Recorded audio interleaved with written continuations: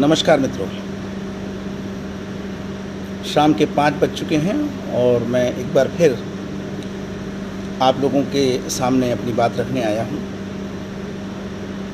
मेरा उद्देश्य आप सभी को पता है कि सनातन संस्कृति और भारतीय राष्ट्र की सुदृढ़ता के लिए राष्ट्रवादी चिंतकों को एकजुट करने के लिए प्रयास करना। सुनील प्रकाश जी आ गए हैं, मेरा उन्हें नमस्कार है। राहुल पाठक जी नमस्कार। मुझे हेमा जोशी जी भी दिख रही हैं, उनको भी मेरा नमस्कार। दीपांकर द्विवेदी नमस्कार। और धीरे धीरे करके कुछ लोग तो मैं देख रहा हूं कि रोज़ाना हम लोगों के साथ इकट्ठे हो रहे हैं और मैं चाहूँगा कि हम प्रश्न रखें। जितने अधिक प्रश्न आएंगे हम निश्चित रूप से उन प्रश्नों पे चर्चा कर सकेंगे। और हो सकता है कि किसी सतीराम जी आ गए हैं, उनको भी मेरा नमस्कार। तो जो प्रश्न हमारे सामने आएंगे हो सकता है कि हम उस समय उसका उत्तर न दे पाएँ, लेकिन कम से कम वो सारे प्रश्न जितने भी लोग जुड़े हुए हैं उन सारे लोगों के बीच में वो सारे प्रश्न पहुंचेंगे। अपने अपने ढंग से लोग उनके उत्तर ढूंढेंगे और जब हम उत्तर ढूंढेंगे तो कहीं ना कहीं राहें निकलेंगी। आज मैं बहुत सोच के बहुत चौंकाने वाली बातें आपके सामने रखना जा रहा हूं। एक पुस्तक पिछले दिनों में पढ़ रहा था। उस पुस्तक ने मुझे बहुत उत्तेजित किया था। दीपांकर जरा इसको देख लीजिए। उस पुस्तक ने मुझे बहुत उद्वेलित किया था। उस पुस्तक को मैंने सप्रयास कल ढूंढा और उसके जिन प्रसंगों पे आपसे बातचीत मुझे करनी है उन प्रसंगों को मैं आज आपके सामने लेके आऊँगा। देखिए, होता क्या है, 2-3 दिनों से जो मेरी वार्तालाप जो मेरा हो रहा था उनसे भी जो हमारे वंचित भाई हैं, बौद्ध धर्म की तरफ आकर्षित हैं,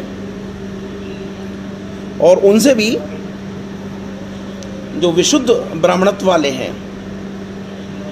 और मैं प्रारंभ से ही कह रहा हूं कि कहीं ना कहीं दोनों स्थितियों में कहीं ना कहीं टकराव है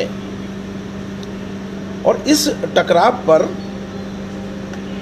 हमें अपनी दृष्टि रखनी पड़ेगी, उसके परिणाम देखने पड़ेंगे। आदित्य विक्रम जी को भी मेरा नमस्कार। प्रबल प्रताप सिंह गहरवार जी को मेरा नमस्कार। सर्वेश पांडे जी को भी मेरा नमस्कार। भोलानाथ त्यागी जी को मेरा नमस्कार। रविंद्र चौधरी जी को मेरा नमस्कार। तो जो मैं बात कर रहा था कि जो दो ध्रुव हमारी संस्कृति में हैं, एक तरफ वंचित और एक तरफ ब्राह्मणत्व का अहंकार लेकर जीने वाले लोग, आप दोनों के पारस्परिक विरोध से कहीं ना कहीं भारतीय राष्ट्र को क्षति पहुंच रही है। ये आप इस चीज़ को अच्छी तरह से भली भांति जान लीजिए। मैं एक बहुत खास बात बता देना चाहता हूं कि जिनके अंदर ये जो ब्राह्मणत्व का अहंकार है उस अहंकार को त्याग दीजिए। रावण बहुत बड़ा विद्वान था, ब्राह्मण था, लेकिन अंततः उसको अपने अहंकार के साथ इस संसार से विदा होना पड़ा। विदा तो हर व्यक्ति होता है, संसार से प्रत्येक व्यक्ति को जाना है, लेकिन कहीं ना कहीं से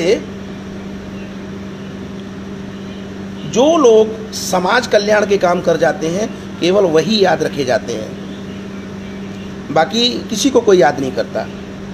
और जो ज़्यादा आतंक मचाते हैं लोग उनको याद करते हैं, लेकिन केवल और केवल बुरे संदर्भों में याद करते हैं। लोग रावण को याद करते हैं तो खलनायक के रूप में याद करते हैं, लोग कंस को याद करते हैं तो खलनायक के रूप में याद करते हैं, लोग दुर्योधन को याद करते हैं तो खलनायक के रूप में याद करते हैं, लोग जरासंध को याद करते हैं तो खलनायक के रूप में याद करते हैं, लोग शिशुपाल को याद करते हैं खलनायक के रूप में याद करते हैं। इसी तरह से उसामा बिन लादेन, बगदादी, मुल्ला उमर, ये सारे के सारे खलनायकों के ही नाम हैं। तो लोग या तो नायकों को याद करते हैं या खलनायकों को याद करते हैं, और बीच में प्रजा है, जो जनता है, वो अगर द्वंद्वात्मक द्वेष उत्पन्न करेगी तो उससे कुल मिलाकर राष्ट्र को हानि होने वाली है। ये एक बहुत स्पष्ट बात है। आज मैं जिस पुस्तक के बारे में आपको बताना चाहता हूँ, आप लोग लाख अहंकार करिए, मैं खुद, हम बहुत अहंकार करते हैं कि गीता हमारी पुस्तक है, वेद हमारी पुस्तक है, रामायण और महाभारत हमारी महत्वपूर्ण पुस्तकें हैं, उपनिषद हमारे महत्वपूर्ण ग्रंथ हैं। सुनील जी, जो आप लिख रहे हैं, पहले जातिवाद कहाँ था, अयोध्या के राजा राम, ठीक है, आप सही लिख रहे हैं कि अयोध्या के राजा राम महर्षि वाल्मीकि के आश्रम में उनके चरण स्पर्श करते हैं, लेकिन यहाँ पे सोचने वाली बात यह है कि नैरेटिव वाल्मीकि नहीं है, नैरेटिव संबूक है। परसों हमने जब वार्ता की थी तो उसके बाद कमेंट बॉक्स में एक वीडियो डाला है संबूक प्रसंग का, उसके संवाद तक इस तरह के हैं जैसे सलीम जावेद ने लिखे हुए हैं। तो नैरेटिव वाल्मीकि नहीं रहा है, नैरेटिव संबूक है। हमें ध्यान देना है कि जो संबूक के प्रसंग को जो इतना जिस तरीके से हाईलाइटेड करके समाज में भेजा जा रहा है, उससे जो संदेश जो दिया जा रहा है, वो संदेश कैसा संदेश है, हमें इस बात पे विचार करने की आवश्यकता है। हम तो कह रहे हैं कि पहले जातिवाद कहाँ था, निश्चित रूप से कह रहे हैं, लेकिन वो तो कहेंगे नहीं, जातिवाद तो था, जातिवाद तो है, जातिवाद तो हम अनुभव कर रहे हैं। कल एक व्यक्ति ने मुझसे कहा कि अगर अम्बेडकर ना होते तो साहब हमको तो नौकरी भी नहीं मिलती। अब देखा जाए तो ये एक तरह से बहुत ही मार्मिक प्रहार है। मार्मिक प्रहार इसलिए कि सोचने को हमें पलट के जवाब नहीं देना है, पहले हमें सोचना है। मैंने उनको उत्तर दिया, आप बिल्कुल सही कह रहे हैं, अम्बेडकर ना होते, ऊना पैक्ट ना होता, आरक्षण की व्यवस्था ना होती तो निश्चित रूप से आपको सर्विस में आने में परेशानी होती, मैं मानता हूँ। मैं इतनी बात बोल ही रहा था, तब तक उन्होंने एक और दूसरी बात बोल दी। अरे साहब, कंपटीशन भी अगर करवाना है तो पहले लाइनों पे तो एक साथ खड़ा करिए। किसी कंपटीशन को प्रारंभ करने से पहले लाइनों पे तो एक साथ खड़ा करिए। आप पहले ही लाइन से आगे खड़े हुए हैं, हमको लाइन से पीछे खड़े हुए, तो कंपटीशन होगा कैसे? ये एक दूसरा मार्मिक प्रहार था मेरे ऊपर। सच बात यह है कि हम इन सब विषयों पे बात करने से बचते हैं, और ये जो हमारा बचना, इन सब बातों, इन विषयों पे बात करने से जो बचना है, वो कहीं ना कहीं हमारी राष्ट्र को क्षति पहुंचा रहा है, हमारी संस्कृति को क्षति पहुंचा रहा है। हमको बहुत सारी चीज़ें पता ही नहीं चल पाती हैं कि हो क्या रहा है समाज में। भारतीय राष्ट्र की सुदृढ़ता के लिए भारतीय राष्ट्र में निवास करने वाले नागरिक बहुत सचेत हैं। आज सुबह बात हो रही थी भाई नरेंद्र सिंह जी से, दिल्ली से, तो मैंने कहा कि जब जागरण के लिए चंदा होता है किसी मोहल्ले में, तो लोग चंदा देते हैं, और क्या सोच के देते हैं? ये सोच के देते हैं कि हाँ, हमारा अस्तित्व है, लोगों को पता चलना चाहिए। तो हम अपने अस्तित्व के लिए संघर्ष कर रहे हैं, करते आए हैं। हम अपने अस्तित्व के संघर्ष में विजेता हुए हैं, लेकिन अब जो संघर्ष चल रहा है वो बड़ा विचित्र संघर्ष चल रहा है। जो मैंने सोचा है, जो मैंने जाना है, मैं आपके सामने मैं रखूँगा। क्रिप्टो क्रिश्चियंस ईसाई मिशनरीज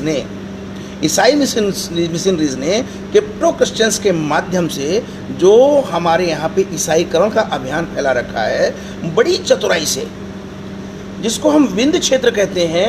भारत में दक्षिणी प्रायद्वीप और भारत के गंगा जमुना के मैदान को अलग करने वाला जो क्षेत्र है, जो कभी वन्य क्षेत्र रहा है, विंध्य क्षेत्र रहा है, जिसमें आदिवासी जनसंख्या बहुत ज़्यादा है। और बहुत ध्यान से आप देखें, ये बेल्ट है गुजरात, राजस्थान, महाराष्ट्र, मध्य प्रदेश, और उसके बाद पीछे चले जाएंगे तो आपका छत्तीसगढ़, झारखंड, उड़ीसा, ये पूरी की पूरी, और पश्चिम बंगाल, ये पूरी की पूरी जो बेल्ट है, ये कभी किसी ज़माने में विंध्य क्षेत्र कहलाया।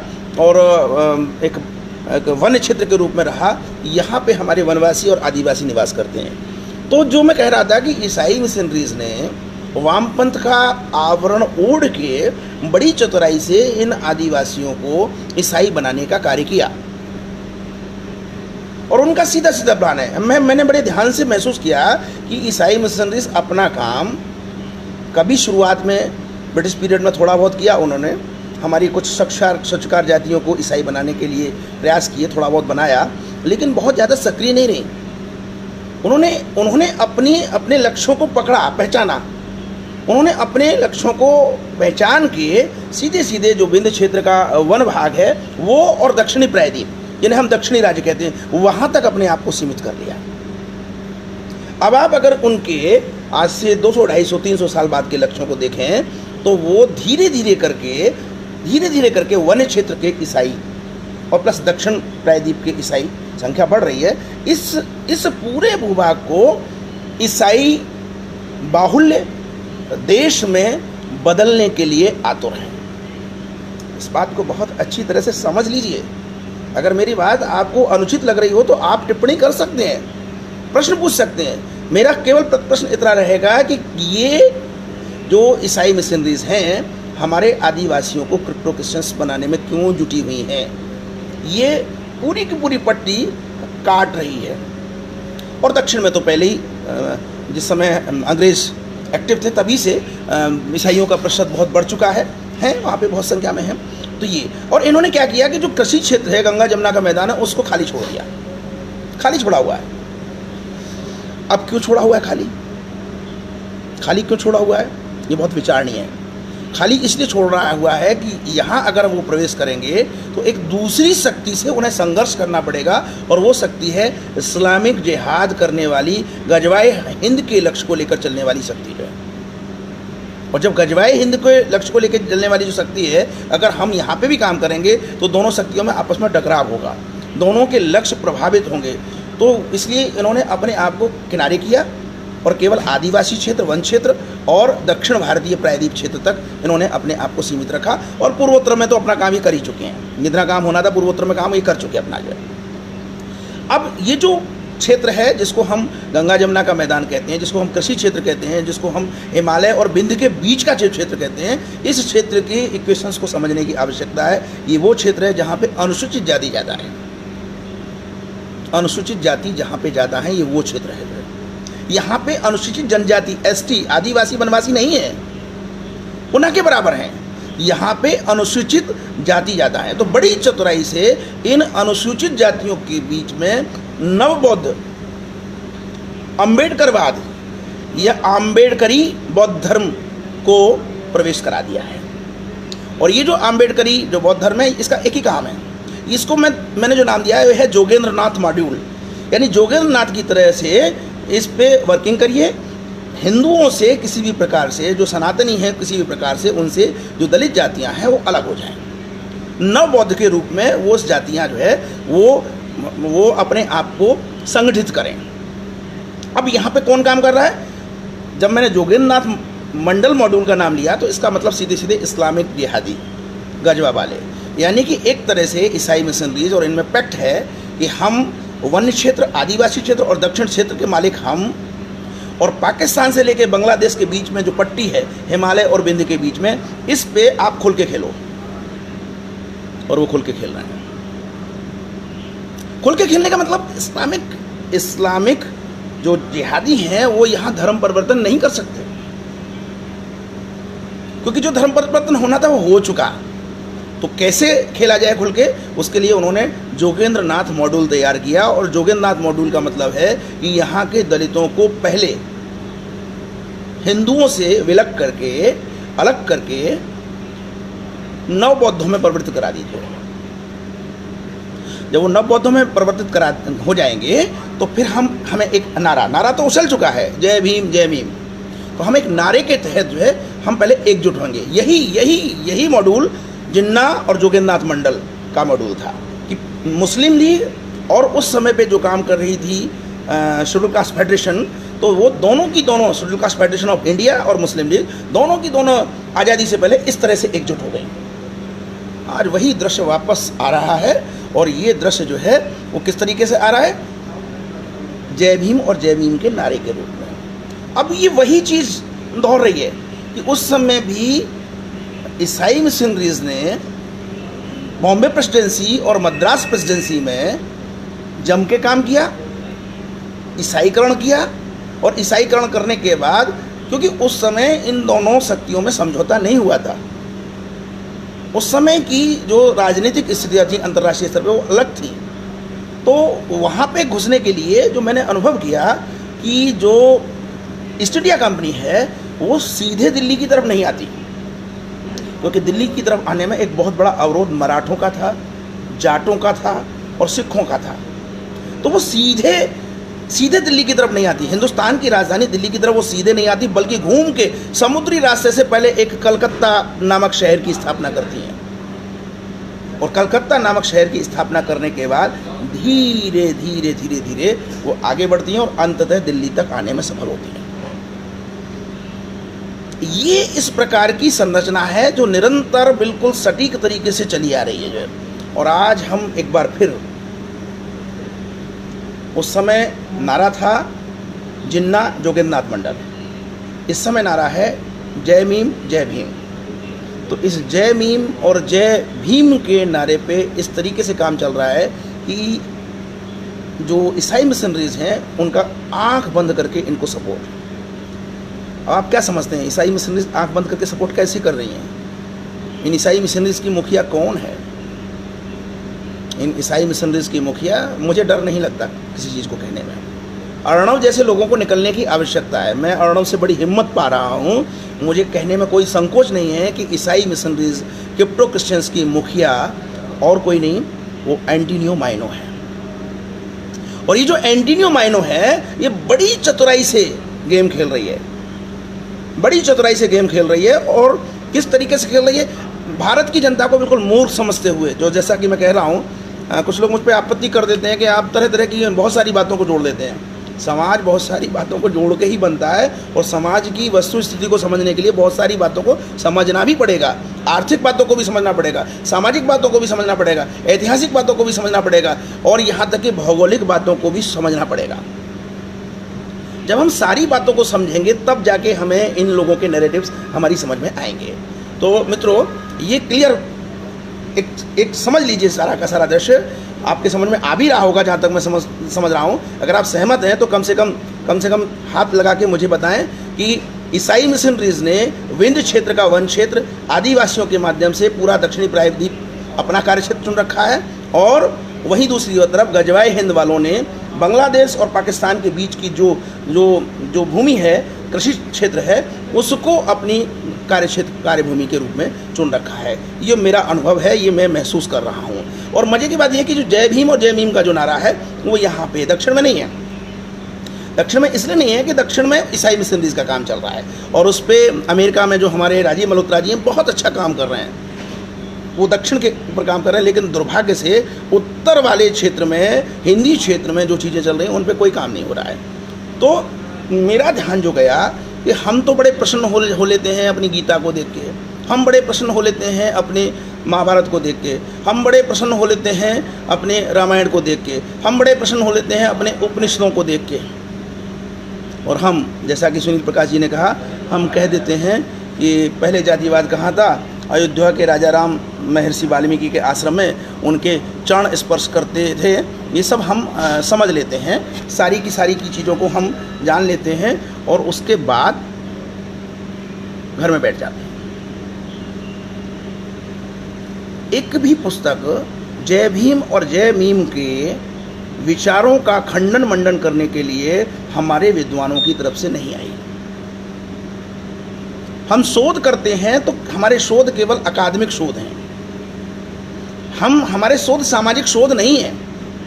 हम अपने ऐतिहासिक शोध भी उस तरीके से नहीं करते जिस तरीके से हम अपने समाज को एक दिशा दे सकें, और वो इतना भाषाई दृष्टि से, वैचारिक दृष्टि से इतना गूढ़, इतना क्लिष्ट और इतना जटिल हो जाता है कि आम आदमी आपके कार्यों से, यानी कि राष्ट्रवादी चिंतकों के कार्यों से, राष्ट्रवादी विद्वानों के कार्यों से कोई मतलब नहीं रखता।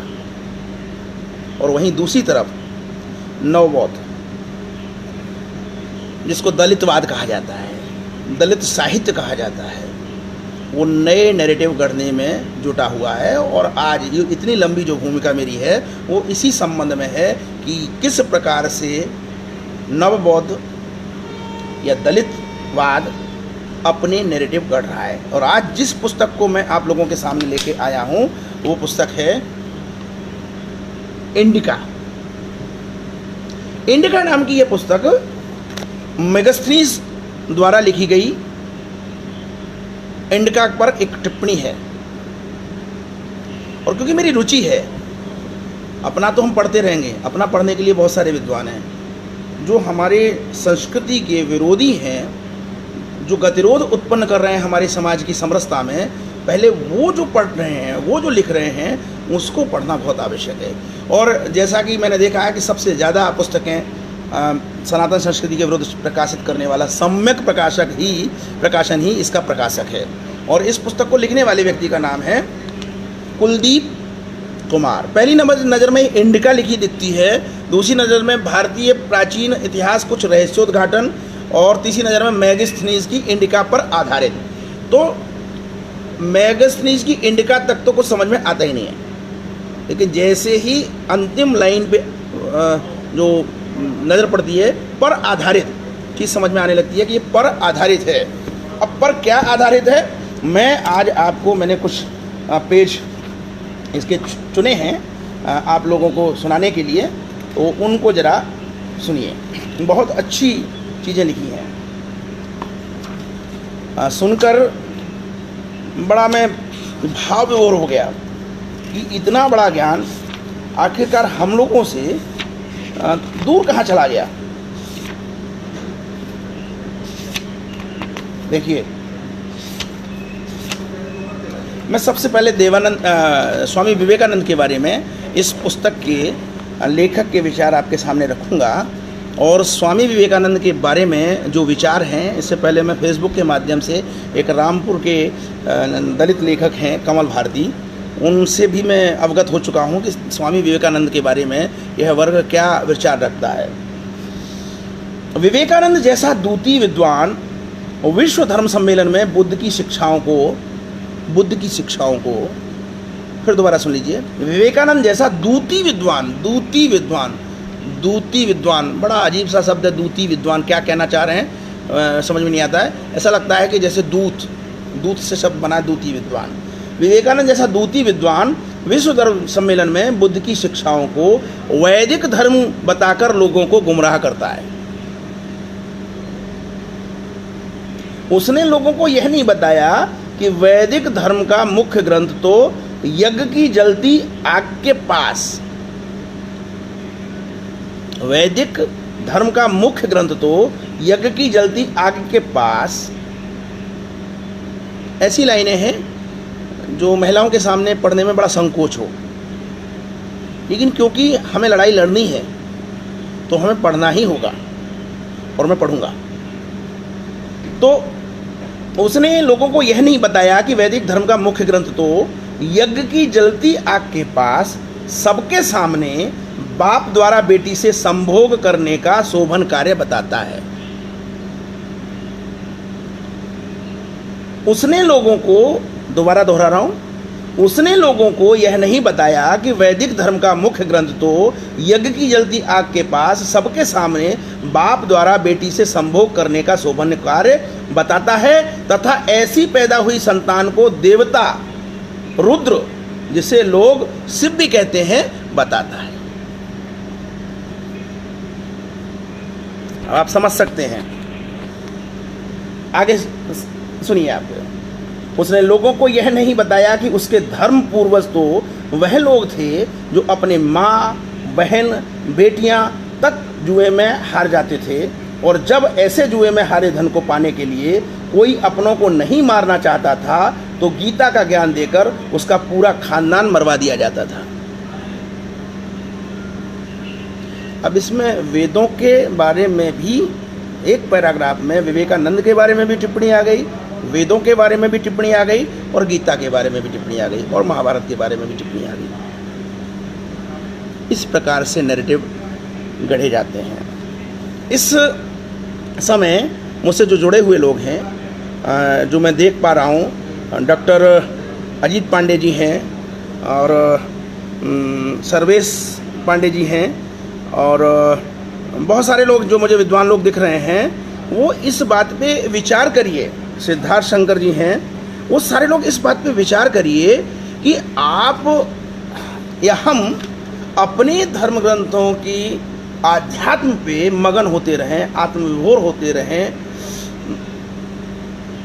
दूसरा जो पक्ष है वो अपने युवाओं को कुछ और ही बता रहा है। और क्यों बता रहा है? इसलिए बता रहा है कि हम वो जो लिख रहा है, वो जो कुतथ्य दे रहा है, जो कुतर्क कर रहा है, हम उसका कोई प्रतिरोध नहीं कर रहे हैं। संघ से जुड़े हुए एक संगठन के बहुत बड़े अधिकारी से जब मेरी वार्ता हुई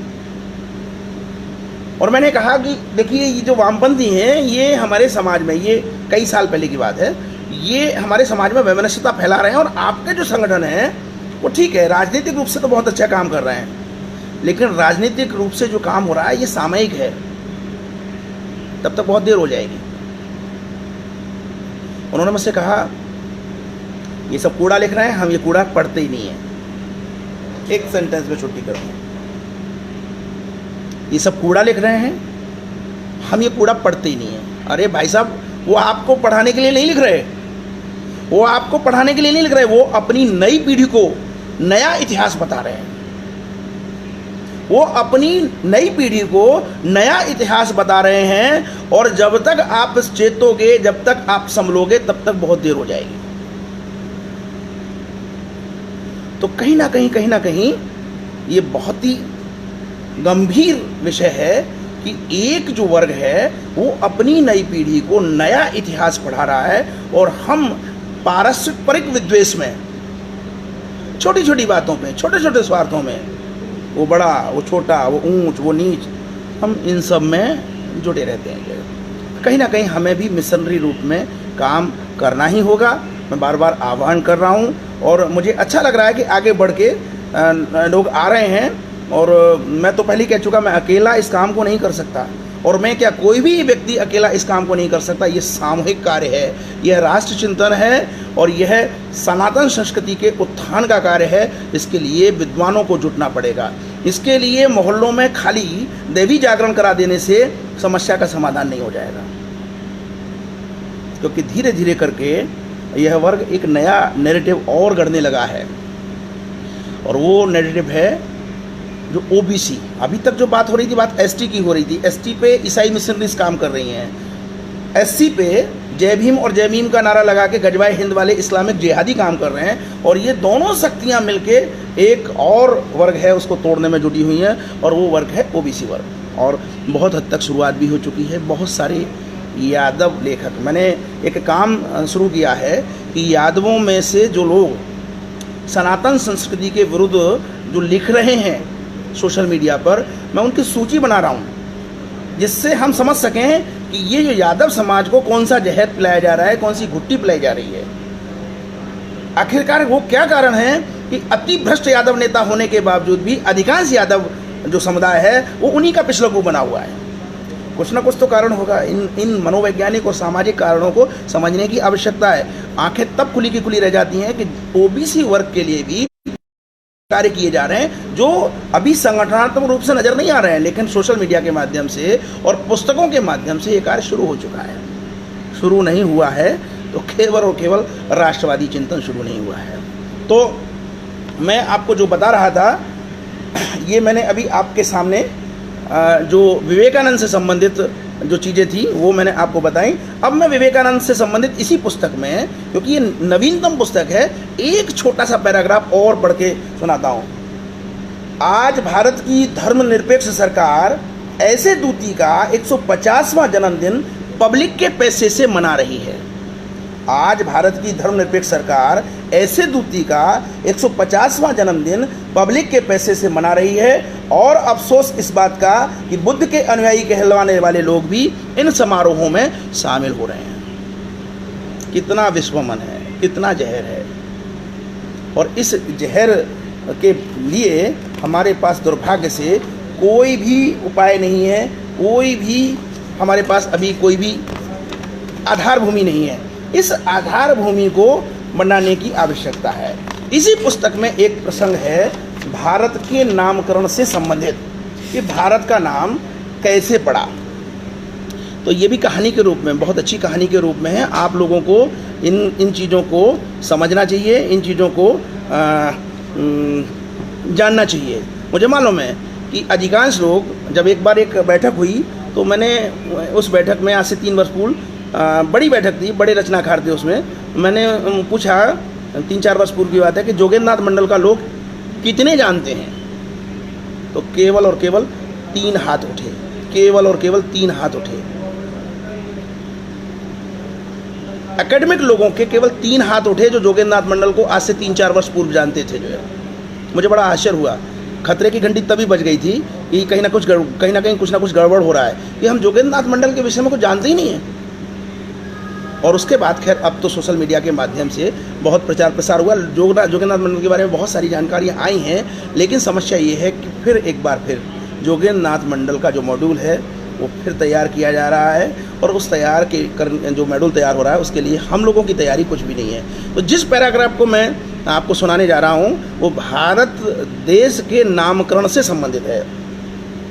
एक दिन हस्तिनापुर नामक काल्पनिक गांव का राजा दुष्यंत, इसको थोड़ा और पीछे से शुरू करेंगे तो ज़्यादा उचित रहेगा।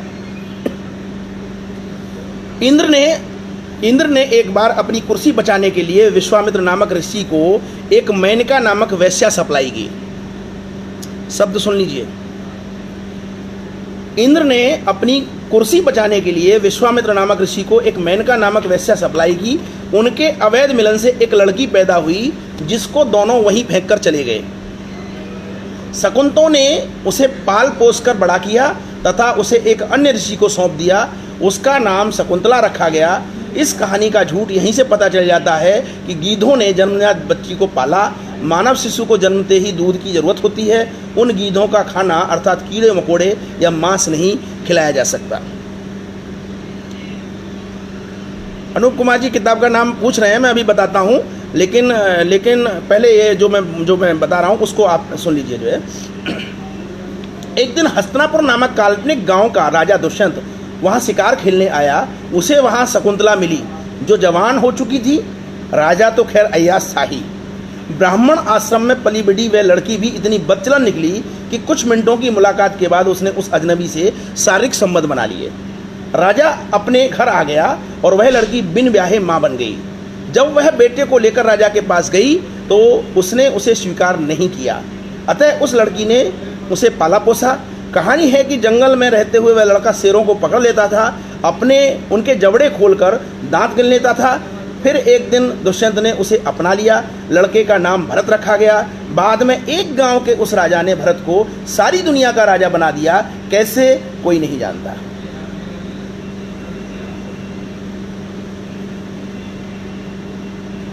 जी, नवबौद्ध की पुस्तक है सर्वेश पांडे जी, बिल्कुल नवबौद्धों की पुस्तक है ये।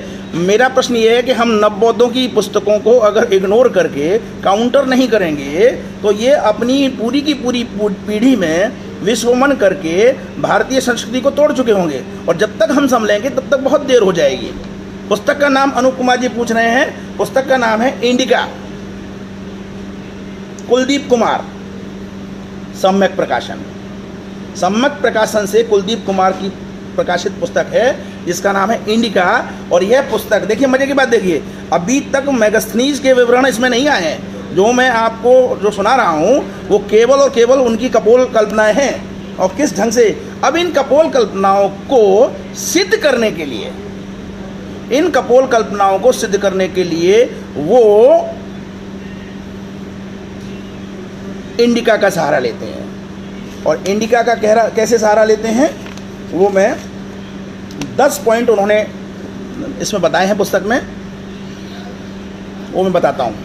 अपनी बात को कहने के लिए मेगास्थनीज की इंडिका का सहारा लेकर उन्होंने सिद्ध करने की कोशिश की है, और उसमें उन्होंने 10 महत्वपूर्ण पॉइंट गिनाए हैं। उन पॉइंटों को आप जरा सुन लीजिए। पहला नंबर, इंडिका में पाटलिपुत्र का असली नाम पालीब्रोथा है। पालीब्रोथा यानी कि पालीबुद्ध, जिसका शाब्दिक रूपांतरण पाली बुद्ध है, अर्थात बुद्ध द्वारा पालित नगरी, अर्थात बुद्ध द्वारा पालित नगरी। इंडिका के अनुसार भारत में 3 भिन्न भिन्न क्षेत्र थे, जिनमें एक आर्यावर्त, एक भारत और एक पांड्य देश। यह आर्यावर्त का क्षेत्र आजकल जो अफगानिस्तान, पाकिस्तान और ईरान का क्षेत्र है वह था। पांड्य दक्षिण, जिसमें तमिलनाडु और केरल हैं, और बीच का जो क्षेत्र था वो भारत था। इंडिका में भारत जैसी कोई संज्ञा नहीं दी गई है। इंडिका में न किसी वर्ण का विवरण है और न किसी जाति का विवरण है। इंडिका इस बात का साक्ष्य है कि 321 ईसा पूर्व के बाद भारत में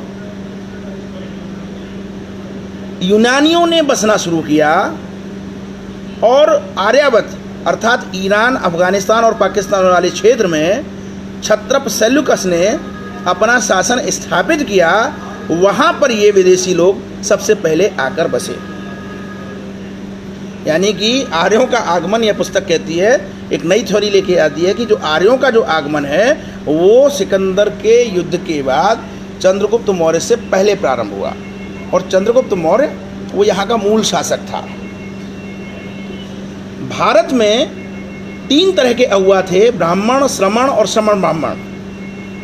मेगास्थनीज ने इंडिका में सिंध दरिया के साथ साथ अनेक नगरों के फलने फूलने का उल्लेख किया है। इसका अर्थ यह हुआ कि सिंध साम्राज्य के वे नगर, यानी कि सिंधु सभ्यता के वे नगर मौर्य काल के बाद नष्ट किए गए हैं। मौर्य काल के बाद नष्ट किए गए हैं। यानी कुल मिला के जो थ्योरी है वो ये है कि चंद्रगुप्त तक सिंध क्षेत्र में पर्याप्त बड़े बड़े नगर थे, जिनका वर्णन मेगास्थनीज ने अपनी इंडिका में किया है। और सिंधु घाटी सभ्यता के जो विध्वंस जो मिलता है, खंडर जो मिलते हैं, वो बाद में मिलते हैं। अर्थात मौर्य चंद्रगुप्त, कम से कम चंद्रगुप्त मौर्य के बाद उन नगरों को नष्ट किया गया है जिन्हें आर्यों ने नष्ट किया है। एक और बहुत महत्वपूर्ण बात कही इन्होंने, अनुमान उसमें निष्कर्ष दिया है पुस्तक में, कि सच बात ये है कि बाकी सारी जातियां तो भारत की मूल निवासी हैं, केवल ब्राह्मण यूरेशियन डीएनए के, यानी आर्य वाली कल्चर के हैं। पांडे जी, सुनील प्रकाश भारद्वाज जी, आप सब लोग जो है सावधान हो जाइए। केवल ब्राह्मण यूरोप से आए हैं, आर्य बन के यूरेशियन डीएनए वाले हैं। बाकी सब लोग, डॉक्टर नित्यानंद श्रीवास्तव जी, आदित्य विक्रम श्रीवास्तव जी, हम सारे लोग यहीं के मूल निवासी हैं। इतना उन्होंने राहत कर दी है जो है, ये बड़ी चतुराई से राहत की गई है। इस पुस्तक का महत्व इसलिए है कि ये सबसे लोकप्रिय पुस्तक होती जा रही है, और ये पुस्तक, इसका पहला जो संस्करण है वो नरेंद्र मोदी की सरकार बनने के बाद 2015 में आया है। पहला संस्करण इस पुस्तक का 2015 में आया है, और इस पुस्तक में लगभग 500 पृष्ठ हैं। लगभग 500 पृष्ठों की यह पुस्तक 2015 में प्रकाशित होती है, और 2015 में प्रकाशित होने के बाद नए सिद्धांत इंडिका के आधार पर गढ़ती है। सबसे जो महत्वपूर्ण बात है, सबसे महत्वपूर्ण बात, जिस तथ्य की वजह से इस पुस्तक को मैं आप लोगों के सामने ला रहा हूं, वो है 7वें नंबर का पॉइंट। कौटिल्य नाम का कोई व्यक्ति मेगास्थनीज में वर्णित नहीं है। मेगास्थनीज ने चंद्रगुप्त के राज दरबार में किसी कौटिल्य की उपलब्धता नहीं बताई है। अतः यह कौटिल्य नामक पात्र भी काल्पनिक पात्र है।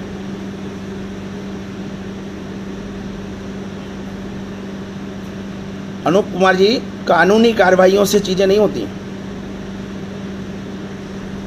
आप एक पुस्तक पर कानूनी कार्रवाई कर देंगे, तो दूसरी पुस्तक आ जाएगी।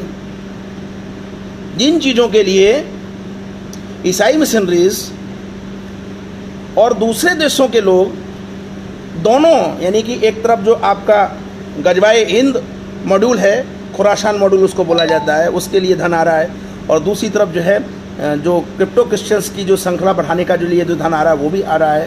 तो आप एक पुस्तक पे कार्रवाई करोगे, दूसरी पुस्तक आ जाएगी, तीसरी पुस्तक आ जाएगी, यानी कितनी पुस्तकें आ जाएंगी। कानूनी कार्रवाई से कुछ नहीं होने वाला। आवश्यकता तो इस बात की है कि हम चीज़ों को सामने लाएं जनता के सामने, और फिर इसका काउंटर करें। जब तक हम काउंटर नहीं करेंगे तब तक किसी कानूनी कार्रवाई से बहुत ज़्यादा कोई कुछ हासिल नहीं होने वाला। क्योंकि आप कानूनी कार्रवाई करोगे भी तो ये लोग छिपके पढ़ेंगे, छिपके। अब ये तो अभी इन्होंने प्रकाशित की है, अभी जब प्रकाशित कर दी तो हमारे हाथ में है। आप अगर कानूनी कार्रवाइयाँ करने लग जाओगे तो ये अपने विचारों को नक्सलियों की तरह फिर गुप्त कर देंगे, और जब गुप्त कर देंगे तो अंदर ही अंदर वितरण होगा उनका, फिर आपको चीज़ें भी पता नहीं चल पाएंगी। तो अनूप कुमार जी, ये सारी चीज़ें मत सोचिए कि कानूनी कार्रवाई हम कर दें तो शायद कोई रास्ता निकल आए। नहीं नहीं नहीं नहीं, रास्ता नहीं निकलना। इसके लिए हमको शोध, तर्क, ये भारत शास्त्रार्थ का देश है। उन्होंने एक तरह से हमारी बौद्धिकता को चुनौती दी है, और जब उन्होंने हमारी बौद्धिकता को चुनौती दी है तो हमें इसके लिए संघर्ष करने की आवश्यकता है। अब मैं 8वां पॉइंट आता हूं। मेगास्थनीज ने अपनी इंडिका पुस्तक में पाटलिपुत्रा से लेकर गंगा के समुद्र में मिलने के स्थान तक ऐसे मार्ग का वर्णन किया है जो अंत में काबुल तक जाता है।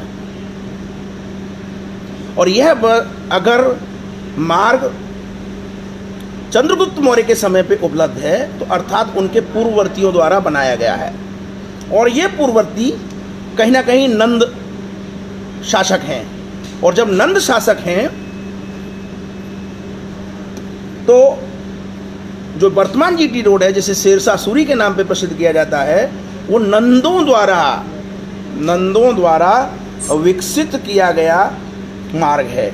लेकिन यूरेशियन डीएनए के लोगों ने बड़ी चतुराई से इसका श्रेय शेरशाह सूरी को दे दिया और नंदों का नाम नहीं आने दिया। ये नंद यानी कि ओबीसी, मैं जो कह रहा था कि ओबीसी के लिए भी रास्ता तैयार किया जा रहा है।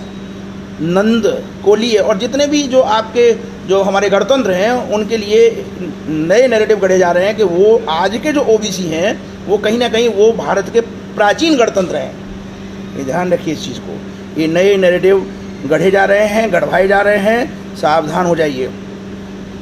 आदित्य विक्रम जी लिख रहे हैं, मुझे तो एक बात समझ में आती है कि अच्छे साहित्य की अपेक्षा घटिया साहित्य पढ़ने वाले अधिक मिल जाएंगे। मैं आपकी इस बात का संदर्भ ही नहीं समझ पा रहा हूँ। अच्छा साहित्य क्या होता है और घटिया साहित्य क्या होता है? बहुत हो गया ये सब, बचपन से सुनते आ रहे हैं अच्छा साहित्य और घटिया साहित्य।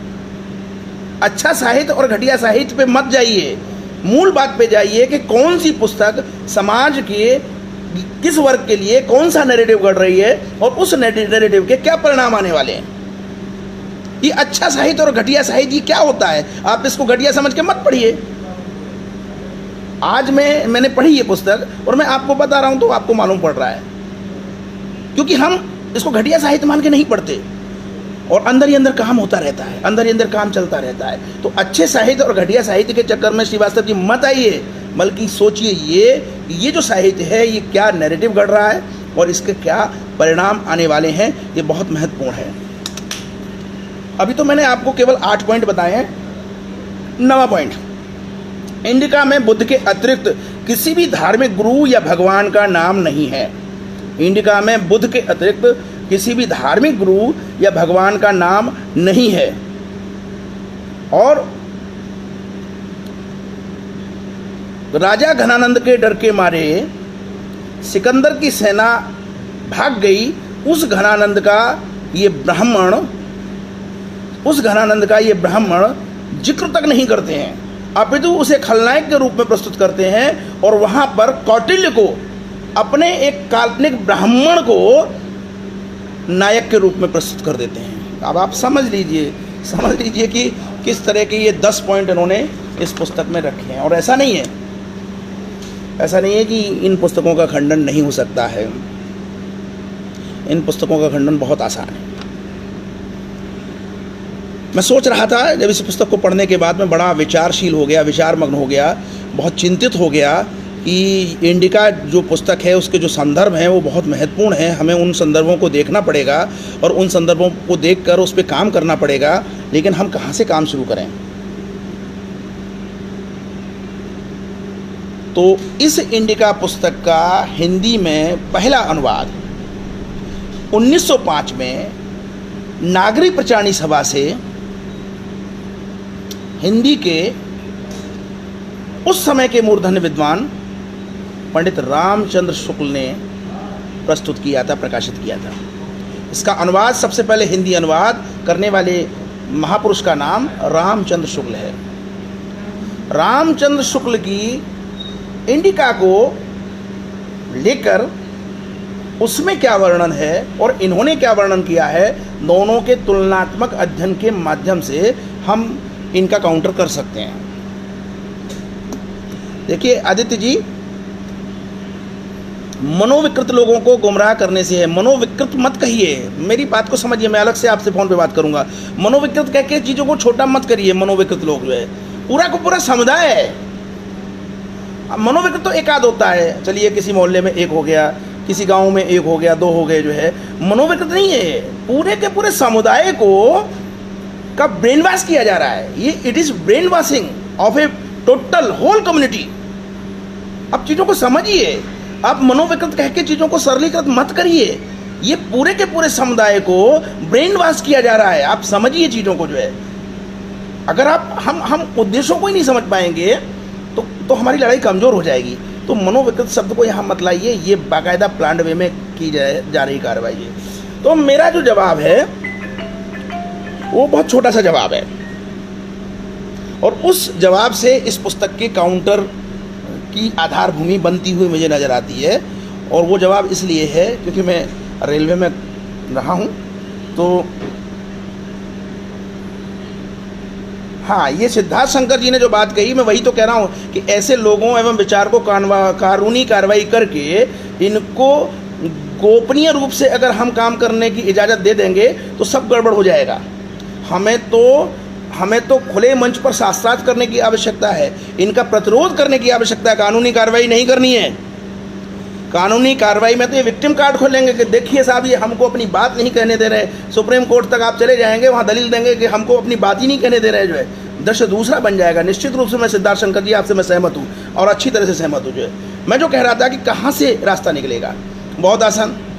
अरे भैया, उस ज़माने में मैगस्थनीज जब आया था, संसाधन बहुत कम थे, लिमिटेड संसाधन थे। यात्राएं भी घोड़े से, गाड़ियों से, बैलगाड़ियों से धीमे धीमे हुआ करती थी, ठीक है ना। संपर्क के माध्यम भी बहुत कम थे।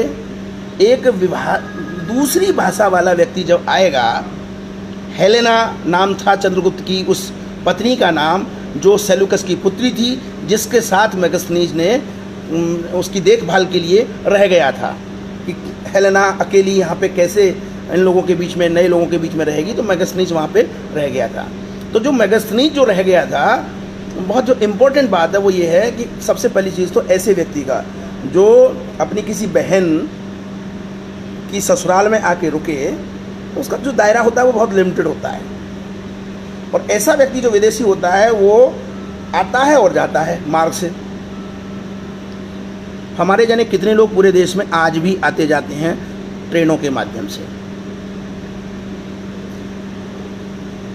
ये महोदय कह रहे हैं कि वो किसी भी धार्मिक उसका नाम नहीं जाने, फलाना नहीं जाने, ढिकाना नहीं जाने।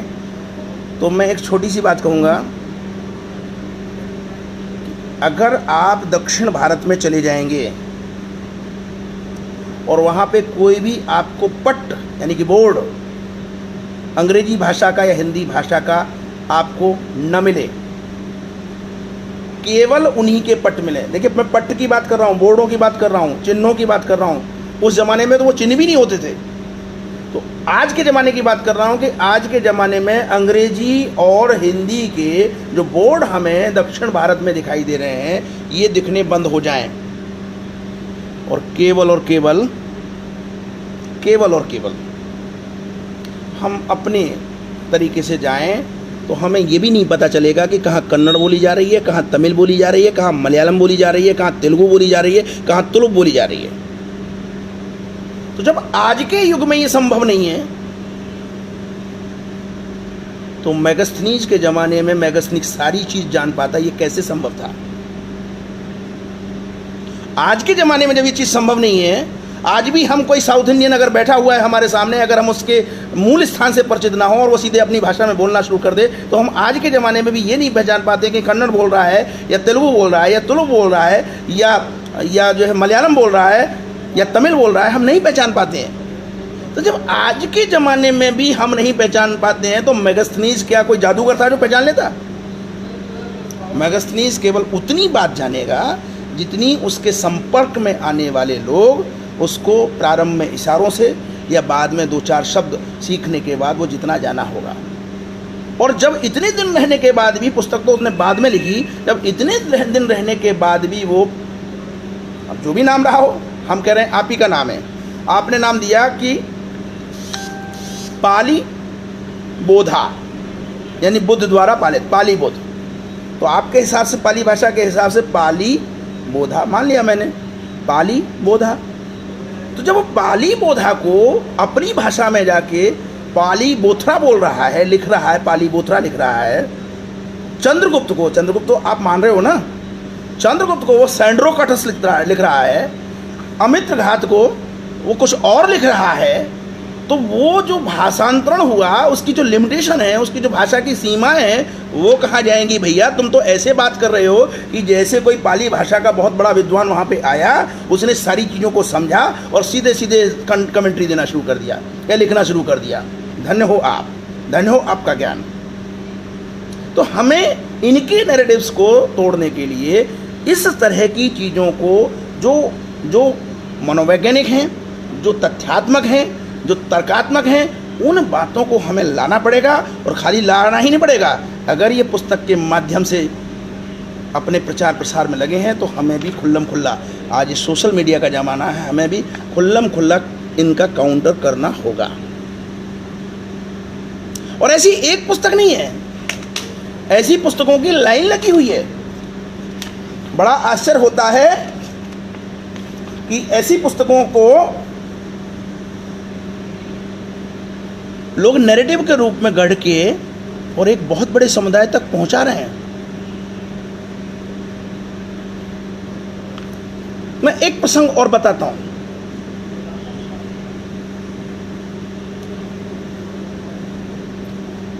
आर्य किसी नस्ल का नाम नहीं है, बल्कि यह तो एक सांस्कृतिक समूह है।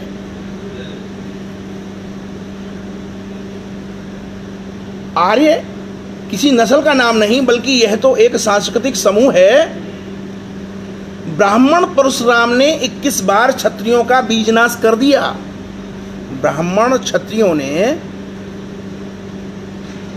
ब्राह्मण परशुराम ने 21 बार क्षत्रियों का बीजनाश कर दिया। उससे न केवल पैदा हो चुके क्षत्रिय मारे गए, बल्कि गर्भवती क्षत्रिय औरतों के पेट चीरकर उसमें पल रहे बच्चे तक मार दिए गए। और जब कोई नर क्षत्रिय नहीं बचा, तो ब्राह्मणों ने क्षत्रिय औरतों को गर्भवती किया। आज के क्षत्रिय उन्हीं ब्राह्मणों की पैदा हुई संतानें हैं। मेगास्थनीज की इंडिका पर ये जो टिप्पणी है, इस पे जो ये पुस्तक लिखी गई है, जिसका नाम प्राचीन भारतीय इतिहास कुछ रहस्योद्घाटन मेगास्थनीज की इंडिका पर आधारित है, ये नाम रख के ये पुस्तक प्रचारित की जा रही है। इसका केवल और केवल उद्देश्य है कि इस पुस्तक के माध्यम से एक बहुत बड़ा समुदाय, सनातन संस्कृति का एक बहुत बड़ा जो पार्ट है, उसको विलग कर दिया जाए, उसको विरत कर दिया जाए, सनातन संस्कृति से दूर कर दिया जाए। इस तरह की कोशिशें हो रही हैं। जब मैं इस पुस्तक को पूरी तरह से पढ़ रहा था, मैं आपको बता दूं, तो अंततः इसका जो अंतिम निष्कर्ष है वो ये है कि यह भारत मूल निवासियों का देश था।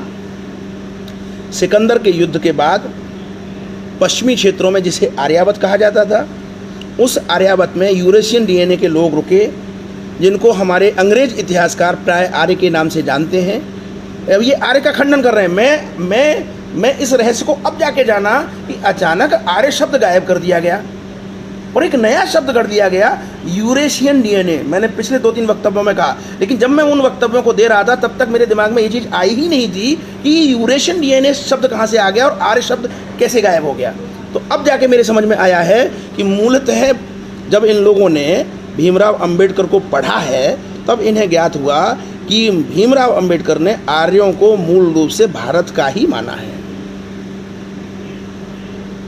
इनके बाबा साहब, इनके नहीं, पूरे देश के बाबा साहब भीमराव अंबेडकर ने आर्यों को भारतीय मूल का ही माना है। ये बहुत बड़ी बात है।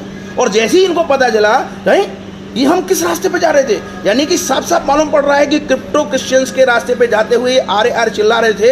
अचानक 2014 में ये सरकार आने के बाद, सांस्कृतिक सरकार आने के बाद, अंबेडकर को महत्व दिए जाने के बाद अचानक इनको पता चलता है कि नहीं, अंबेडकर ने तो अपने ग्रंथों में कहा है कि आर्य तो भारतीय मूल के ही हैं। और मजे की बात, इसी पुस्तक में एक दृष्टांत लिखता है कि ब्राह्मण बुद्ध से कहते हैं, हे आर्य। अब बुद्ध को अगर ये आर्य मान लेंगे तो पूरा इनका जो सिद्धांत है वो लड़खड़ा जाएगा। तो उसका नया तरीका इन्होंने निकाला। भीमराव अंबेडकर जी की बात को स्वीकार किया और उस बात को स्वीकार करने के बाद आर्य तो एक संज्ञा है। ये अच्छी गनीमत की बात है कि अब इन्होंने आर्य को संज्ञा के रूप में स्वीकार कर लिया है। ये हमारे लिए प्लस पॉइंट है कि आर्य तो एक संज्ञा है।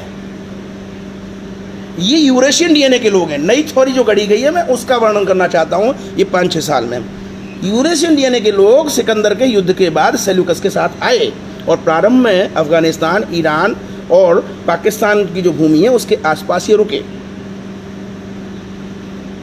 और चंद्रगुप्त तो घनानंद का ही वंशज है, मौर्यवर नहीं है, घनानंद का ही वंशज है, उन्हीं के वंश का है। चाहे वो दासी पुत्र हो या कोई भी हो, ये उन्हीं के वंश का है। और जब इसने शासन किया तो घनानंद, जिससे डर के सिकंदर भागा था, पूरी की पूरी सेना का चंद्रगुप्त मालिक हुआ। उसका कोई कौटिल्य वटिल्य नाम का कोई मंत्री नहीं था। ये सब मूर्खतापूर्ण बातें हैं। ये सब ब्राह्मणों का बनाया गया प्रपंच है। नाटक शब्द का प्रयोग किया है। ये सब ब्राह्मणों का बनाया हुआ नाटक है कि कोई कौटिल्य नाम का, चाणक्य नाम का या विष्णुगुप्त नाम का कोई मंत्री था और वो चंद्रगुप्त को निकाल के लाया। ये सब कहने की बातें हैं जो है। और ये जब आ गए तो जब यूरेशियन डीएनए के लोगों ने सेल्यूकस के नेतृत्व में, महत्वपूर्ण बात, सेल्यूकस के नेतृत्व में जब हमला किया तो पिछले अनुभवों से सीख लेके बड़े स्तर पे हमला किया।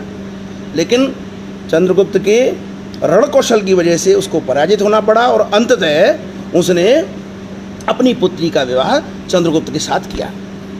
और जब चंद्रगुप्त के साथ विवाह कर दिया तो ये जो यूरेशियन डीएनए के लिए, मैं बार बार यूरेशियन डीएनए शब्द का प्रयोग कर रहा हूँ, आर्य शब्द का प्रयोग नहीं कर रहा हूँ। ये फिर जो यूरेशियन डीएनए के जो लोग हैं, रिश्तेदारी मान के, मैगस्थनीज के सुसाथी हैं, मैगस्थनीज के जो साथी हैं, रिश्तेदारी मान के पूरे भारत में फैल गए और यही ब्राह्मण है।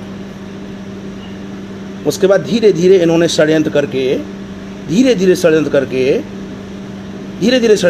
इनके एक नेता हुआ 3-4 पीढ़ी के बाद, लगभग 100-200 वर्ष के बाद। उस नेता का नाम था पुष्यमित्र शुंग। पुष्यमित्र शुंग ने क्या किया कि षड्यंत्र करके जो चंद्रगुप्त के और अशोक का वंशज जो राजा था बृहद्रथ, उसकी हत्या कर दी।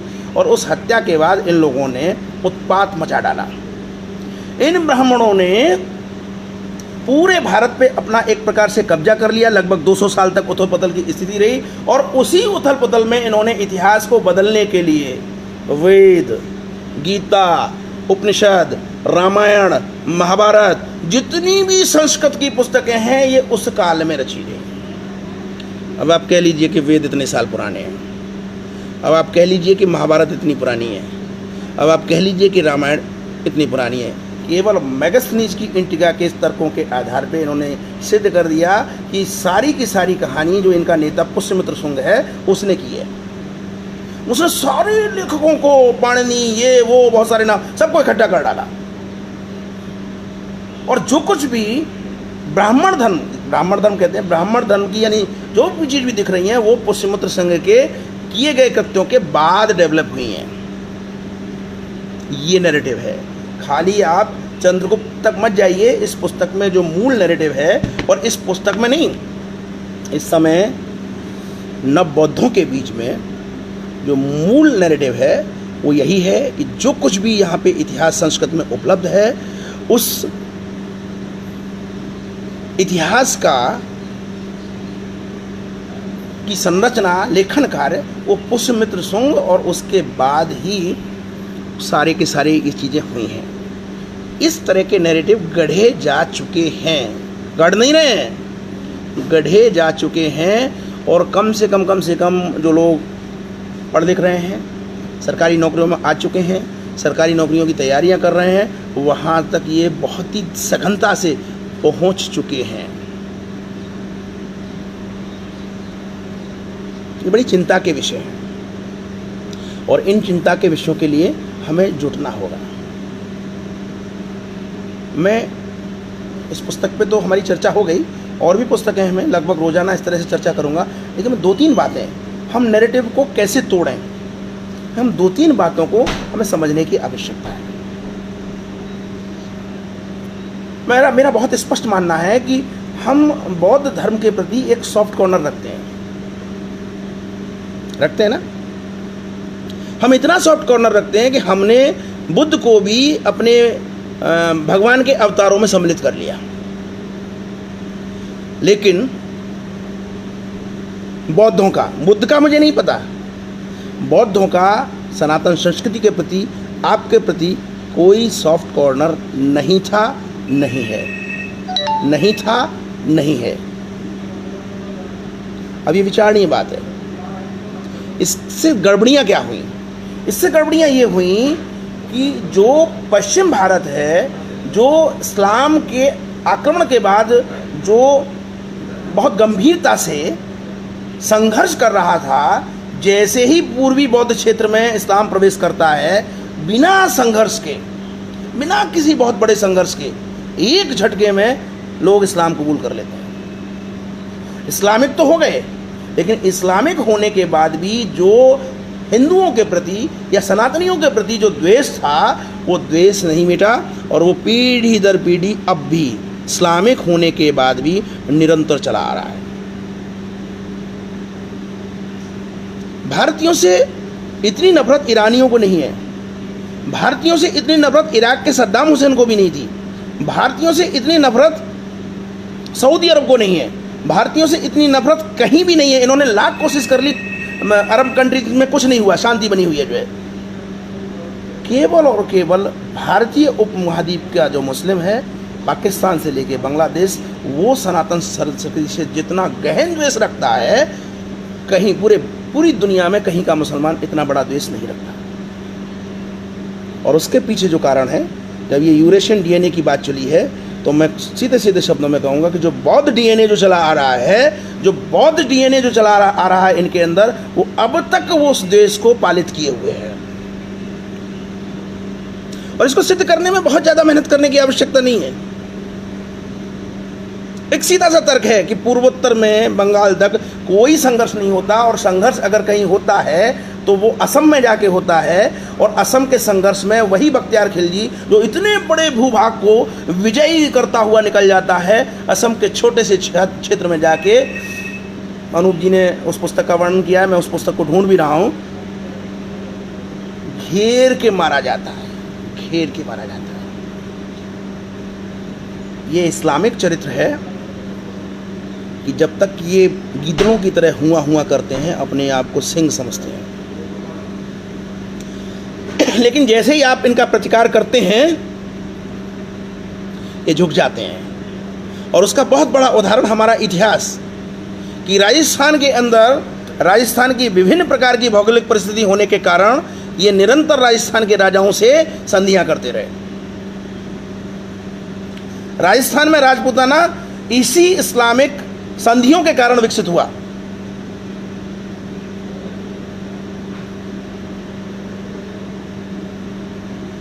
ये आपने देखा होगा कि मार्च अप्रैल से लगभग पूरे अप्रैल लगभग प्रतिदिन किसी ना किसी शहर में पथराव होता है। और जैसे ही फोर्स पहुंचती है तो सबके वीडियो आ रहे हैं, चैनल वाले दिखा रहे हैं। अब हम लोग नहीं थे, वो उस गली से उधर से आए थे और वो उस गली से आके उस गली से निकल गए और हम उनको जानते भी नहीं हैं। ये सब बाहरी लोगों का काम है। इनमें केवल और केवल इतनी ताकत है, क्योंकि डर, भय और आतंक का जो डीएनए तब था वो अभी भी है, अभी भी है। हमें जिस प्रकार से ये मनोवैज्ञानिक ढंग से लड़ाइयाँ लड़ रहे हैं, हमें इनका प्रत्युत्तर भी मनोवैज्ञानिक ढंग से तर्कपूर्ण तरीके से देना होगा। मैं लगातार इस बात के लिए आग्रह कर रहा हूँ अनूप जी से, जो राष्ट्रवादी लेखक संघ के सचिव हैं, कि वो जल्दी ही कुछ समितियों का गठन करें, जिसमें एक शोध समिति हो, एक प्रकाशन समिति हो, एक संगठन समिति हो, एक वित्त व्यवस्था को देखने वाली समिति हो, एक प्रचार समिति हो, और न्यासियों की सूची भी 33 से बढ़ा के जल्दी ही 50 कर दी जाए। 50 करने का मतलब यह है कि एक न्यास निधि के रूप में 5 लाख का धन जब हम जमा कर देंगे, 10,000 प्रत्येक न्यासी के रूप में, तो वो कहीं ना कहीं राष्ट्रवादी चिंतन में जो नए नवयुवा जो काम कर रहे हैं उनको पुरस्कृत और प्रोत्साहित करने के काम आएगी उसकी ब्याज। और बाकी भारतीय समाज, जब आप भारतीय समाज के लिए काम करेंगे तो आपको कहीं से कमज़ोर नहीं रहने देगा। वो गली मोहल्लों में होने वाले जागरण के लिए धन उपलब्ध करा देता है।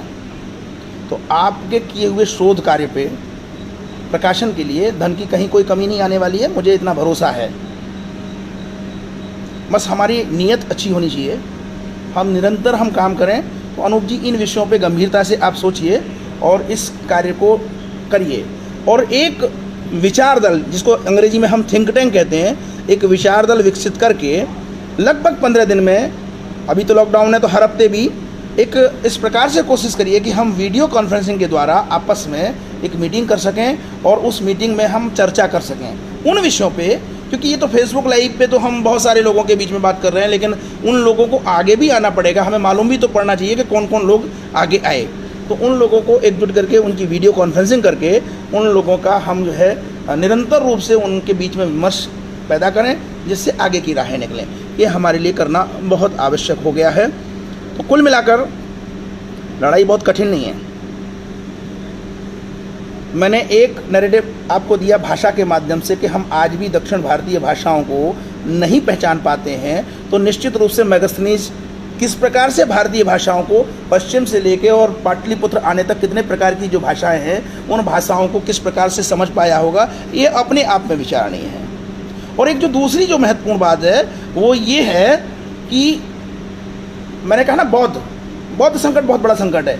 और मैंने एक और चीज़ अनुभव की, मैं लद्दाख जब गया तो लद्दाख के जो बौद्ध संस्थान है वहाँ पे मैंने जो अनुभव की, मैंने ये अनुभव किया कि जो महायान है, महायान का मतलब जो ऊपर वाला पर्वतीय क्षेत्र वाला जो बौद्ध है, जिसमें लद्दाख, तिब्बत, सिक्किम, भूटान, ये सारे, अरुणाचल प्रदेश, ये सारी जो बेल्ट शामिल है, ये जो बौद्ध हैं, महायान वाले जो बौद्ध हैं, ये हम सनातन संस्कृति वालों के साथ जैन धर्म की तरह से सहजीवता का जीवन जीते आए हैं। लेकिन जो ये दूसरा वाला अशोक के पुत्र और पुत्री द्वारा स्थापित, अशोक यानी बिहार की भूमि से अशोक के पुत्र और पुत्री द्वारा स्थापित जो श्रीलंका वाला थेरवाद है, जिसे हम हीनयान कहते हैं, ये सनातन संस्कृति के लिए बहुत घातक उपाय कर रहा है। और जो रहस्य है वो धीरे धीरे समझ में आने लगा कि जो तमिल और सिंगलियों का जो संघर्ष है, जिसको हम पिछले 20-25 वर्ष से हम जो देखते आ रहे हैं, ये मूलतः तमिल और सिंगलियों का संघर्ष नहीं है। ये संघर्ष सीधे सीधे हीनयान और सनातनियों के बीच का संघर्ष है। मैं बड़ा आश्चर्य होता है मुझे कि बृहत्तर भारत की अगर दृष्टि से देखें तो हमारी संस्कृति के अवशेष मलेशिया तक हैं, हमारी संस्कृति के अवशेष इंडोनेशिया तक हैं, हमारी संस्कृति के अवशेष थाईलैंड तक हैं, हमारी संस्कृति के अवशेष दूर दूर तक हैं, लेकिन बगल में एक जो श्रीलंका है वहाँ पे हमारी संस्कृति के अवशेष नहीं हैं। तो कहीं ना कहीं ये जो हुआ है, ये बौद्ध धर्म की स्थापना के बाद से ये चीज़ें आई हैं। श्रीलंका में बौद्ध धर्म की स्थापना के बाद से ये चीज़ें आई हैं, और जो तमिलों और सिंहलियों के बीच में जो निरंतर संघर्ष चला है उसके पीछे यही कारण है। और अब तो सबसे बड़ी समस्या ये है कि जो नवबौद्धों की जो एक श्रृंखला है, ये नवबौद्धों की जो श्रृंखला है ये पूरे भारतीय प्रदेश को, महाराष्ट्र से लेके जितना भी उत्तर भारत है जहाँ पे ये दलित जातियाँ हैं वहाँ पे जम के संघर्ष कर रही हैं, जम के प्रहार कर रही हैं। और अब तो ये धीरे धीरे ओबीसियों को भी कह रही हैं कि भैया हमारे देवता, आपके देवता बुद्ध हैं, ये बाकी के देवता तो फर्जी हैं। मान लेते हैं इनकी बात को, थोड़ी देर के लिए मान लेते हैं, लेकिन हमें नैरेटिव तोड़ने हैं। मैं आज ही 2-3 लोगों से मेरी वार्ता हुई तो मैं आपको बताता हूँ, जो भारतीय संस्कृति जो एक संयुक्त संस्कृति है, कृष्ण का जो जिक्र आता है वो पूरब और पश्चिम को जोड़ने के लिए जिक्र आता है, और जो राम का जो जिक्र आता है वो दक्षिण और उत्तर को जोड़ने के उसमें प्रसंग में आता है। तो जो हम अगर सांस्कृतिक दृष्टि से अनुभव करें, विष्णु का निवास समुद्र में है और उनकी पत्नी लक्ष्मी समुद्र की पुत्री है। तो तमिलनाडु और केरल में जो जगह जगह स्थान हैं उनके नामों में आपने देखा होगा तिरु शब्द लगा हुआ है। तिरुपति, तिरुचिरापल्ली, त्रिची, तिरुअनंतपुरम। तो सबसे पहले क्योंकि हम भाषाएं नहीं जानते हैं, मेगास्थनीज बेचारा मेगास्थनीज को कह रहे हैं, मेगास्थनीज कैसे भाषाएं जान जाएगा जब हम तक नहीं जानते। इस तिरु शब्द का मतलब ही लक्ष्मी है, और तिरुपति का मतलब आप समझ सकते हैं लक्ष्मीपति। तो जो विष्णु की जो संस्कृति है वो कहीं ना कहीं हमारे दक्षिण प्रायद्वीप की संस्कृति है, दक्षिण प्रायद्वीप की संस्कृति है। और अब आते हैं शिव की संस्कृति। शिव की संस्कृति, शिव कैलाश पे रहते हैं, तिब्बत का भाग है कैलाश पे रहते हैं। और शिव की जो पत्नी है वो पर्वत की पुत्री है, एक समुद्र की पुत्री है, समुद्र मंथन से निकलती है, एक पर्वत की पुत्री है, पार्वती। शिव यानी कि जो हमारा हिमालय का जो भूभाग है, यानी विंध्य के ऊपर वाला जो भाग है, विंध्य और विंध्य के ऊपर वाला भाग है, वो कहीं ना कहीं शिव की संस्कृति का भाग है। ये जो मैंने अनुभव किया। राम और कृष्ण तो बहुत बाद में आएंगे, राम और कृष्ण तो उनको एकीकृत करने वाले लोग हैं, वो तो बहुत बाद में आएंगे। हम प्रारंभ से अगर हम देखें तो यानी कि दक्षिण में विष्णु और उत्तर में शिव। और ब्रह्मा का जो मंदिर है वो केवल और केवल एक स्थान पे है, पुष्कर में। पुष्कर यानी कि अरावली पर्वत। अगर विज्ञान की दृष्टि से देखें तो अरावली पर्वत विश्व का सबसे प्राचीन पर्वत है। इस अरावली के भूभाग में जो आज रेगिस्तान हो गया है, ये सिंध और बहुत सारा एरिया जो फैला हुआ है, कहीं ना कहीं ब्रह्मा को की पे आस्था रखने वालों की संस्कृति थी। और अंत में एक चौथी संस्कृति थी, दुर्गा, बंगाल, कामाख्या, यानी कि जो एकदम पूर्वोत्तर जिसको हम कहते हैं, बंगाल से लेके उधर, वहाँ पे मणिपुर, त्रिपुरा, वहाँ पे कहीं ना कहीं शाक्त संप्रदाय था, शाक्तों की संस्कृति थी। और अब जो बीच का क्षेत्र बचा, जिसे आज हम बिहार कहते हैं, मैं क्षमायाची हूँ, मेरा सारे लोगों के लिए नहीं, मैं संस्कृति की बात कर रहा हूँ। अब तो संस्कृति आपस में घुल मिल गई हैं। मैं प्राचीन जो दृष्टांत हैं उनके आधार पर मैं अनुमान लगा रहा हूँ कि वहाँ बुद्ध हैं, वहाँ महावीर हैं, वहाँ ईश्वर को न मानने वाली, वहाँ चारवाक हैं, वहाँ ईश्वर को न मानने वाली संस्कृतियाँ विकसित हुई। नास्तिक संस्कृति, बिहार नास्तिक संस्कृतियों का क्षेत्र है। इस प्रकार से हमारा संपूर्ण भारत 5 प्रकारों की संस्कृतियों के समावेश से एक संस्कृति को हमारे भारत ने विकसित किया है। और दुर्भाग्य की बात है कि जो एक छोटा सा अंश, ईश्वर को न मानने वाला जो अंश है, बाकी सब लोगों में कोई वैमनस्यता नहीं है। आप देखिए 7 वैष्णव ब्रह्म को मानने वाले, और आप दूसरे नंबर पे आ जाइए आप शिव को मानने वाले, ये सब घुल मिल गए हैं। इनमें आपस में कोई संघर्ष नहीं है। केवल और केवल ईश्वर को जो न मानने वाली संस्कृति है वो प्राचीन काल से लेके अब तक निरंतर संघर्षरत है। ये बहुत बड़ी चीज़ है ये संस्कृतियों का जो संघर्ष है, हमें अगर ये जहर हमारी नई पीढ़ियों तक पहुंच गया, हमारे ऋषियों ने, हमारे मुनियों ने सिद्ध कर करके, दृष्टांत दे करके, शास्त्रार्थ करके जिस संस्कृति को स्थापित किया है, अगर हम केवल और केवल आत्म केंद्रित हो जाएंगे तो ये जो संस्कृति है, हमारी संस्कृति कहीं ना कहीं संकट में आ जाएगी। इसलिए मेरा आप सभी साथियों से निवेदन है कि मैं ही नहीं, आपके मन में जो विचार आता है क्या होना चाहिए, मैं आपके सामने चीज़ें रख रहा हूँ, आपके सामने दृश्य रख रहा हूँ कि ये हो रहा है। आप सभी लोगों के सुझाव चाहिए, मिलिए, आइए, जुटिए। नमस्कार।